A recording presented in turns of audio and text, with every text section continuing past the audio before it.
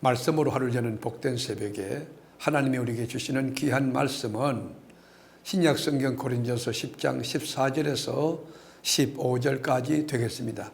온라인 동참하는 여러분도 다 함께 성경을 펴시고 함께 읽어 주실까요? 그런즉 내 사랑하는 자들아 우상 숭배하는 일을 피하라. 나는 지혜 있는 자들에게 말함과 같이 하노니 너희는 내가 이르는 말을 스스로 판단하라. 사도 바울은 14절에서 그런즉 내 사랑하는 자들아 우상 숭배하는 일을 피하라 했습니다. 여기 피하라고 하는 말은 도망치라는 거예요. 달아나는 거예요. 여기 수류탄이 폭발물이 터질 지경에 있다면 그 지역을 도망쳐 달아나야 되지 않습니까? 여기에 우상을 부인하는 정도가 아닙니다. 우상을 접촉하지 말라는 그런 차원이 아니라 목숨을 구하기 위해서 그 위험에서 벗어나라는 뜻입니다. 고린도 지역에는 우상 숭배가 만연되어 있기 때문에 10곳 이상의 아주 웅장한 신전들이 꽉 있었습니다. 우상 섬기는 것이 사회 문화적인 풍토였습니다. 민수기 32장을 읽어보면 이스라엘 백성들은 하나님의 자리에 우상을 앉혀놓고 그걸 형상화하고 먹고 마시고 뛰놀았지 않습니까? 손으로 만든 우상을 만지게 했습니다. 육감으로 느끼게 했고 금을 덧입혀서 아름답게 치장해 놓았습니다. 이것은 거짓의 상징이고 허상인 것입니다. 여기신 하나님을 물질적인 형상으로 바꾸어 놓은 것입니다. 겉으로 볼 때 손으로 만든 조각물에 경배하는 것으로 보이지만 신을 흉내내는 귀신이 역사하는 것을 몰랐던 것입니다. 점치는 것, 사주 보는 것, 운세 보는 것, 이거 대수롭지 않게 생각하는 것 위험한 것입니다. 그런 행위를 통하여 나도 모르게 악한 영이 우리 삶에 침입할 수 있다는 겁니다. 마귀가 들어올 수 있는 틈을 생긴다는 것입니다. 악한 영을 초청하는 일과 같은 일이 된 겁니다. 그래서 지혜 있는 자들은 스스로 판단해 보면 알 것이라고 15절에 바울은 우리에게 경고하고 있습니다. 성숙한 성도는 하나님의 사람이 말하는 진리를 알아듣고 따릅니다. 우리가 주의 만찬에 참여함으로써 성찬식에 참여함으로써 주님과 한 몸이 되고 관계를 우리가 더 깊게 할 수 있고 죄를 이길 수 있는 능력이 생기는 것처럼 우상의 제단에 참여하는 것은 귀신에게 제사하는 것이고 귀신과 관계하는 것입니다.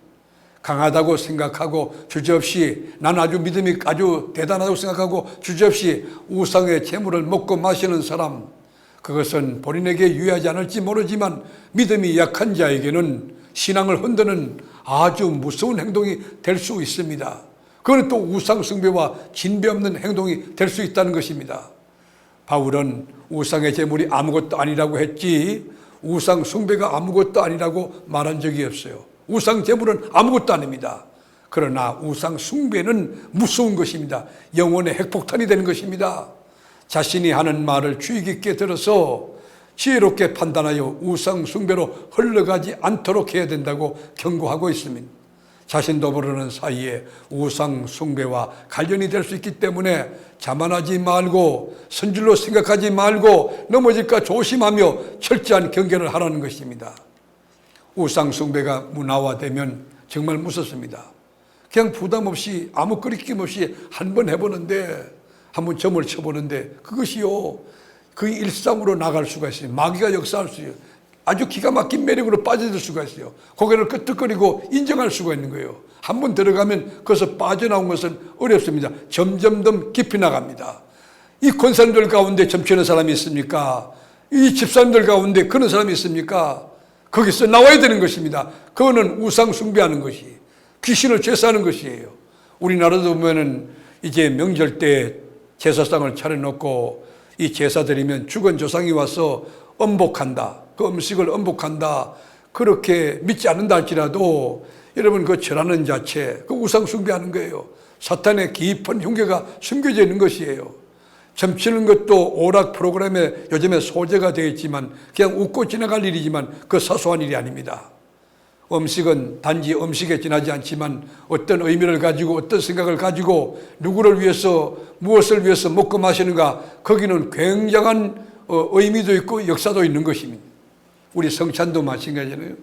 우리가 성찬 예식을 할 때 여러분 그 예수님의 몸에 예수님의 피와 살에 동참한다. 얼마나 감격입니까? 우상의 제사도 마찬가지요.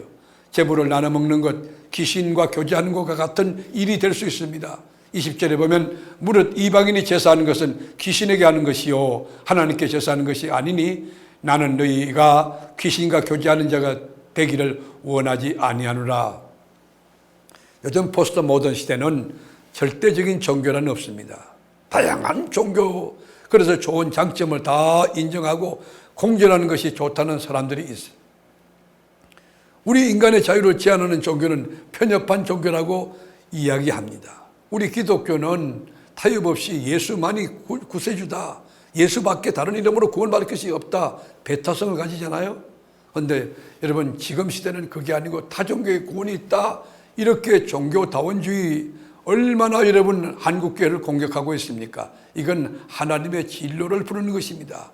22절에 보면 그러면 우리가 주를 노엽게 하시게 하겠느냐, 우리가 주보다 강한 자냐. 그래, 우리가 예수 믿는 사람으로서 주님의 질투를 불러일으킨다면 여러분, 하나님의 심판을 우리가 피할 길이 없을 것입니다. 하나님의 징벌이 따를 것입니다. 우리는 그리스도인입니다. 하나님을 아는 지식 가운데서 하나님의 뜻을 분별하고 아니면 아니요 하고 단호히 물러칠 수 있는 이런 이 카팅 파워, 결단력, 이런 것들이 우리에게 있어야 되는 것입니다. 오늘도 주님의 뜻이 무엇인가 성령 하나님께 도움을 요청하고 하나님의 뜻을 세워서 그 뜻 가운데 살아가는 건강하고 성숙한 우리 세계롭교회 교우들이 다 될 수 있기를 주님의 이름으로 축복합니다. 기도하겠습니다. 주님, 이 세상에 우상숭배가 만연하고 포스트 모던 시대에 종교의 절대성이 무너져가는 이때에 오직 예수 그리스도만이 나의 구주요 나의 주인이라고 고백하며 우리 주님을 찬송하고 십자가를 자랑하며 이 복음을 붙들고 나아가는 저희들 되게 하옵소서. 오늘도 숱한 사람들 만날 때 영적인 분별력 가지고 진리를 지켜가는 그리스도인이 되게 하옵소서. 예수님의 존귀하신 이름으로 간절히 축복하며 기도드리옵나이다. 아멘.